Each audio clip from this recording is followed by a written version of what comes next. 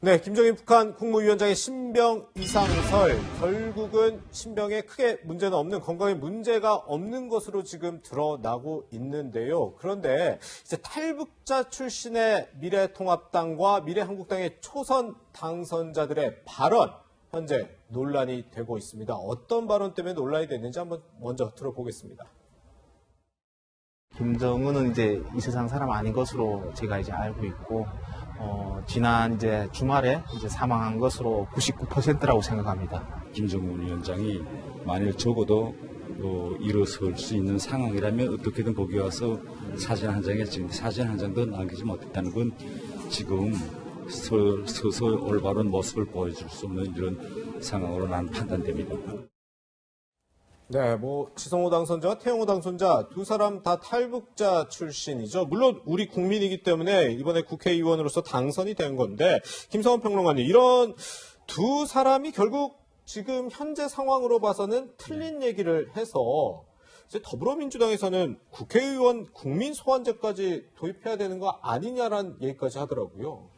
국민소환제 얘기는 이번에 처음 나온 것은 아니고요. 예. 지난번에 문재인 대통령이 국민 개헌안을 발의했을 때 네. 그때도 이제 국민소환제가 들어가 있었고요. 예. 국회의원 자격 문제가 논란이 될 때마다 나온 얘기이기도 합니다. 네. 그러니까 좀 정치적 공격의 측면에서 국민소환제 얘기를 꺼냈다 이렇게 이해하시면 될 것 같고요. 예. 다만 이제 말씀하셨던 것처럼 북한 관련되는 문제는 우리 입장으로서는 굉장히 예민할 수밖에 없잖아요. 그렇죠. 그러니까 그런 상황에서 아무리 탈북해서 지금 현재 국회의원에 당선됐다 하더라도 그래도 지금 대한민국 국민으로서의 어떤 책임감이나 이런 것들을 좀 얘기할 수밖에 없는 상황인데, 네. 너무 성급하게 사망설이나 이런 것들을 제기한 거에 대해서는 좀 비판의 소리가 충분히 있다고 생각합니다. 예. 네. 그래서 그럴까요? 일각에서는 이런 얘기도 나와요. 21대 국회가 개원되고 나면 이제 각 상임위원회에 이제 국회의원들이 배정이 될 텐데, 이 두 사람을 국회 정보위원회나 국방위원회, 이게 대북 관련 정보를 다루는 곳인데, 네. 여기 좀 배제를 해야 되는 거 아니냐는 얘기도 민주당에서 나오거든요. 물론 미래통합당이나 한국당에서 어떤 입장을 취하느냐 이거에 따라 좀 다를 수는 있겠지만 네. 좀 신중한 태도를 보여야 할 필요가 있다고 생각합니다. 배치하는 거에 대해서. 예, 일단은 좀 어느 정도 시기가 지나고 난 다음에 예. 어찌됐든 국회의원을 할 때 단 한 번만 상임위에 배정되는 건 아니잖아요. 그럼요. 예. 전반기하고 후반기로 나눠서 상임위를 바꿀 수도 있기 때문에 네. 지금 먼저 국방이나 정보위에 소속되게 만드는 건 그렇게 적절해 보이지 않을 수도 있다고 생각합니다. 예. 왜냐하면 이번 논란에서도 확인할 수 있었던 것처럼 두 분은 북한에서 탈북해서 내려오긴 했지만 예. 대한민국 국민입니다. 예. 그럼 제 1순위가 되어야 할 부분은 우리 정부가 북한 관련돼 있는 정보에서 어떤 태도를 취하는가 이걸 봤었어야 한다고 저는 생각해요. 네. 그 부분을 지켜보고 그리고 사실 확인에 신중함을 기했어야 하는데 예. 자신들이 알고 있는 정보라고 해서 그걸 그냥 얘기를 했다는 거죠. 네. 그것으로 인해서 발생할 수 있는 혼란 같은 것들까지도 사실은 생각했어야 하는데 예. 그 부분에 있어서 책임성이 좀 부족했다는 비판에서 빠져나가긴 좀 어렵고요. 예. 그러니까 더욱 중요한 것은 뭐냐면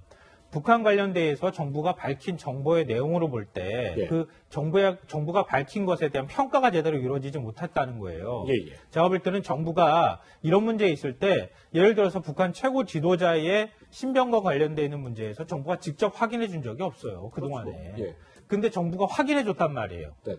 그 확인해 줬다는 게 특이사항이 없다는 게 그게 무슨 확인해 준 것이냐 이렇게 얘기할 수 있겠지만 예. 특이사항 없다는 것에 답이 다 들어가 있었던 거예요. 네. 예를 들어서요. 우리 정부가 김정은 위원장이 지금 어디에 어떻게 해서 있습니다라고 밝히면은 그것도 문제가 되는 거예요. 그렇죠. 거꾸로 생각해 보시면 아시지 않겠습니까? 예를 들어서 위성으로 우리가 확인했더니 아니면은 우리 휴민트나 인적 정보를 통해서 확인을 했더니 감청을 통해서 자산을 통해서 확인했더니 이러면 우리 정부가 북측을 어떻게 들여다보고 있는지를 다 공개적으로 얘기하는 거나 다름이 없잖아요. 네네. 그러니까 정부 입장에서는 김정은 위원장한테 아무런 문제가 없다고 하는 것을 특이사항 없다라는 의미로 그 단어에 다 포함해서 얘기를 해준 거예요. 예. 얘기를 해줬는데 국민들 입장에서는 안 나타나니까 불안한 심리가 있잖아요. 네. 그걸 이제 탈북했던 고위 인사나 아니면은 탈북 인사가 국민들의 불안한 심리를 가지고 내가 가지고 있는 정보는 이거다라고 하면서 혼란을 부추기게 되면 예. 그것 자체로 대한민국 정부의 북한 관련돼 있는 정보의 신뢰성을 떨어뜨리는 효과로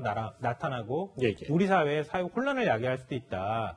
이런 면에서 상당히 좀 문제가 있었다고 보고요. 예. 그런 측면에서 일단 21대 국회 전반기에 국방이나 정보위에는 안 들어가는 것이 나중을 생각해서라도 맞는 거 아닌가 생각합니다. 그렇군요. 네, 변호사님 지금 뭐 이 김정은 위원장의 모습이 드러나면서 지금 여당에서는 이 두 탈북자 출신 당선자들을 향해서 이제 공세를 펼치고 있는데 뭐 합리적인 비판은 괜찮겠지만 문제는 지금 뭐 인신 공격성 조롱도 있다는 거 아니겠습니까? 그러니까 여러 가지 얘기가 나오고 있어요. 지금 지성호, 태용호 당선자에 대해서는 야당뿐만 아니라 뭐 여당에서도 지금 비판의 목소리가 나오고 있기 때문에 저거를 전부 다 인신공격성 발언이다 이렇게 매도하기는 좀 부족하고 좀 뜯어볼 필요는 분명히 있을 것 같아요. 근데 다만 황희 의원 같은 경우에는 뭐라 그러냐면 탈북 외에 한국 사회에 무슨 가치와 역할을 하는지 궁금하다 이렇게 말을 하셨는데 이 부분은 좀 더 지켜보고 판단할 일이라고 보고 네, 네. 김병기 의원은 그저께 그러니까 김정은 위원장이 나타나기 전이에요.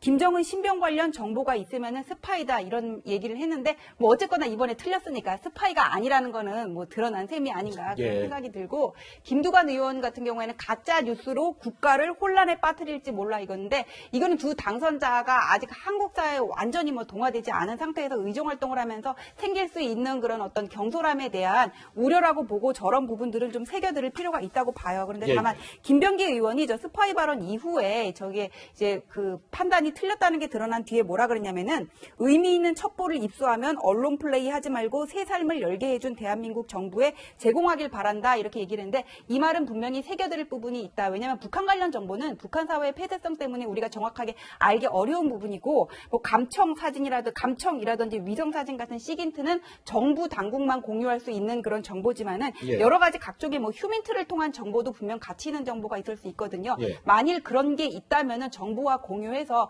정말 우리 사회 국익을 위해 이번에 그런 오판을 반성하고 씻을 기회를 스스로 마련하는 게 맞다고 생각합니다. 아까 근데 변호사님께서 이제 여당뿐 아니라 이제 태용호, 지성호 당선자가 소속해 있는 야당에서도 뭐 비판의 목소리 나온다는데 어떤 목소리 나오고 있는 거죠? 야당 같은 경우에는 김세연 의원이 뭐라 그러냐면은 이제 오늘 김정은 사망설과 관련해서 지성호, 태용호 당선자는 사과해야 된다 그렇게 얘기를 했는데 예. 조금 전에 태용호 당선자는 사과를 했습니다. 맞아요. 예. 무거운 책임감을 뼈저리게 느끼겠다고 하면서 겸손한 의정 활동을 펼쳐 나가겠다 이렇게 약속을 했고 그다음에 그 김근식 경남대 교수 같은 경우에는 어제 태영호, 지성호 당선자 제발 실력을 갖추고 오버하지 말자 이렇게 말씀을 하셨는데 이게 좀 상대방을 격화시키는 뭐 그렇게 들리기도 하지만은 이게 오버하지 말자라는 말은 두 당선자가 분명히 이렇게 새겨들을 부분이 있다고 생각을 하고 정원석 이제 전 상근 대변인 같은 경우에는 탈북민의 애환을 대리하고 통일 이후의 징검다리 역할을 자처하고 싶다면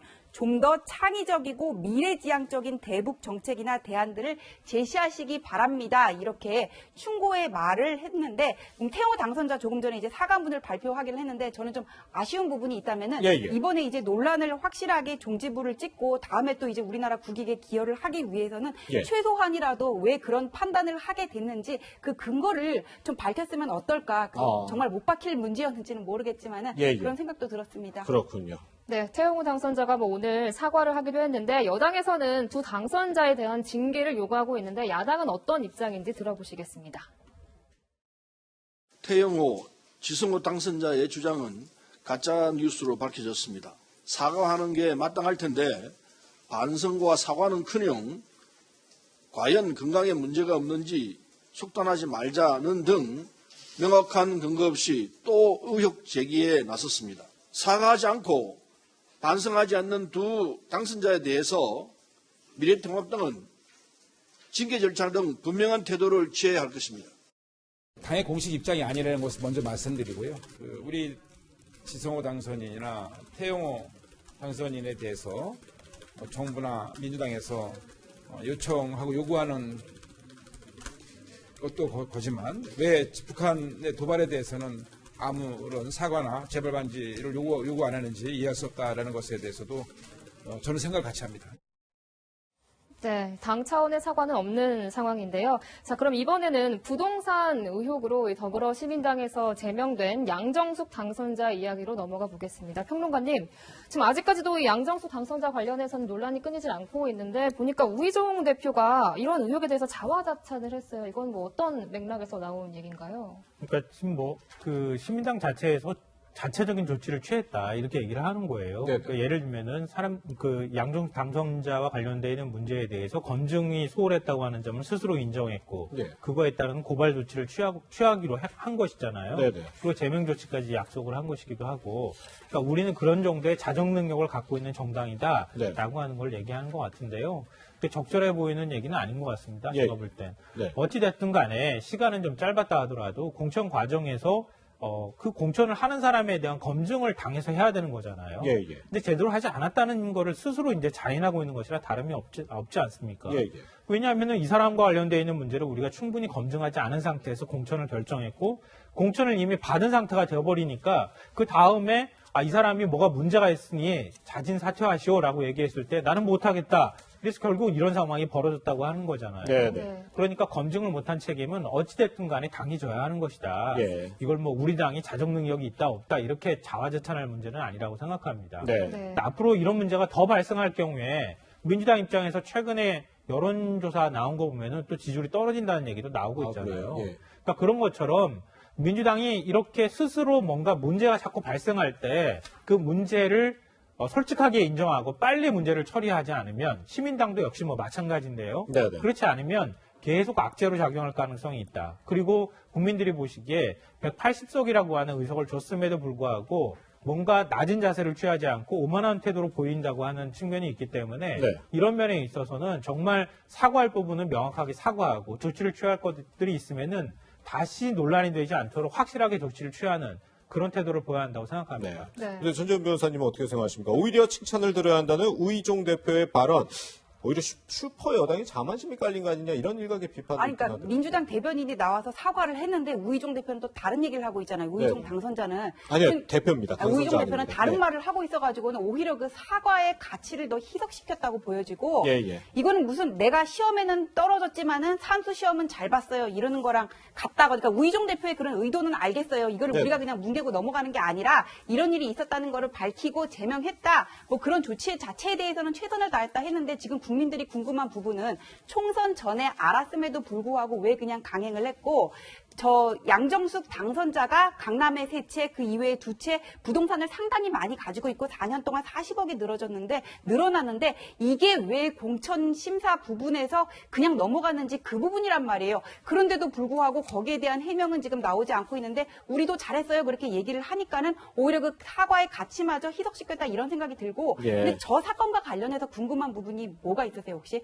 저는 이게 우리 어떤 시스템상의 부실 검증이다 그냥 이렇게 얘기를 하고 넘어갈 문제냐 이것과 관련해서 국민들이 궁금한 부분은 양정숙 당선자가 민주당에 돌아가면 의논을 하겠다 그런 말을 했거든요. 그래서 우리는 지금 혹시라도 누구 특정인이 뒷배가 되어준 게 아니냐 배후가 되어준 게 아니냐 그런 부분에 대해서 의심을 하고 있잖아요. 그것과 관련해서 박주민 의원이 한 라디오 방송에 나와가지고는 그런 부분은 없었던 것으로 판단이 된다. 어떤 시스템상의 문제인 것처럼 보인다는 그런 취지로 얘기를 한 적이 있는데 이게 박주민 의원이 그냥 개인적으로 알아보고 그냥 이렇게 넘어갈 수 있는 문제냐 이 부분에 대해서도 당 차원에서 어떤 조사가 있어야 되는 게 아니냐 사실 그런 의문은 듭니다. 네, 뭐 지금 말씀하신 부분은 일부 제기된 의혹이라는 점 말씀드리겠습니다. 네, 신중치 못한 발언으로 도마 위에 오른 정치권 논란들 짚어봤습니다.